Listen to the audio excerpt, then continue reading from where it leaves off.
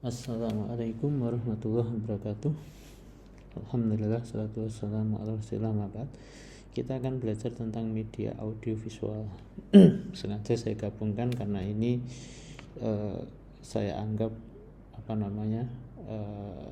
periode paling awal gitu saja ya. Jadi audio itu pakai telinga, jadi kita dengar, kemudian visual pakai mata. Saya gabungkan karena perkembangan setelah itu banyak. Saya mencoba untuk menyederhanakan saja, meskipun barangkali nanti banyak para ahli menolak itu gitu ya, tapi itu semua sekedar untuk mewujudkan mengajar dengan sadar. Media audio itu contohnya adalah audio Al-Quran. Kalau di dalam pembelajaran Quran, rekaman qori, audio doa zikir, podcast kajian tafsir, nasyid, nah itu audio. Manfaatnya yang melatih pendengaran agar tajwidnya tepat, memperbaiki makhraj huruf, memudahkan menghafal dan seterusnya. Di tabel di belakang itu jenengan akan membedakan antara audio visual dan audio visual, dan masing-masing punya kasus yang cocok. Misalkan audio itu cocok untuk pembelajaran bahasa, Quran gitu ya, cerita naratif, motivasi gitu. Tetapi kalau visual itu bagus untuk anatomi, proses sistematis, prosedural ya, data statistik dan seterusnya. Kemudian media audiovisual itu cocok untuk demonstrasi keterampilan, simulasi fenomena kompleks dan seterusnya. Nah, tapi ini di media audio itu ya contohnya itu. Jadi yang paling sering kita dengar adalah rekaman qori.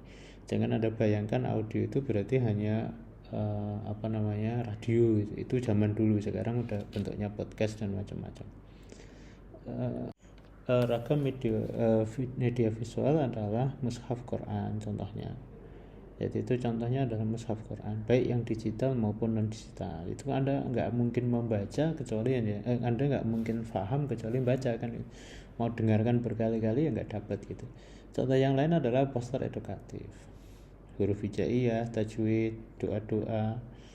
Nah itu kan banyak contohnya. Kemudian flashcard, kartu flash, huruf, kata, ayat pendek. Nah, selanjutnya adalah infografis, video animasi Quran, papan tulis interaktif, augmented reality Quran. Itu adalah jenis-jenis visual. Nah, AR itu ya contohnya adalah Ka'bah gitu. Meskipun dia berbasis AI juga, tetapi ya ini. Jadi yang harus dipahami ketika belajar media itu tidak ada media yang misalkan audio tunggal gitu ya, enggak. Kecuali ya sedikit itu, mesti mereka overlap, artinya tumpang tindih ya, karena memang itu terjadi karena memang beberapa faktor gitu. Nah, fungsi media visual adalah mempercepat pengenalan huruf, tanda baca, mempermudah pemahaman konsep abstrak, meningkatkan peluang menghafal memori visual gitu, dan seterusnya. Adapun media audiovisual adalah contohnya adalah metode tilawah dengan teks bergulir. Jadi kan ada video di YouTube atau yang lainnya itu kan ada suaranya, terus di depannya ada running text-nya gitu ya. Nah itu contohnya. Contoh yang lain adalah animasi, ada animasinya gitu, ada kartunnya gitu ya. Tapi juga ada Qurannya, ada bunyi Qurannya dan seterusnya.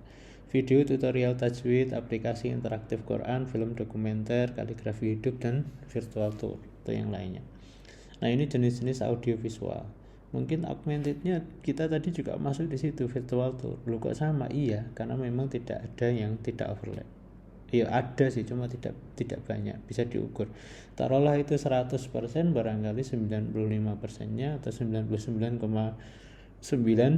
itu overlap. Media visual, audio visual stimulasi ganda. Jadi audio kena, visualnya kena. Sehingga kalau dua-duanya kena, kemungkinan pemahaman meningkat lebih tinggi. Kemudian mempercepat proses menghafal kalau itu untuk menghafal Quran. Membuat pembelajaran hidup dan menyenangkan. Beda kalau kita yang dengar tok, itu matanya nggak lihat atau hanya lihat tok. Nah, tentu ini tetap terbatas karena masih ada yang lebih keren daripada ini. Nah, ini tentang audiovisual lebih jelasnya akan kita seriusi di pembelajaran kelas. Semoga bermanfaat pengantar ini. Subhanakallahumma wa bihamdika asyhadu an la ilaha illa anta astaghfiruka wa atubu ilaik.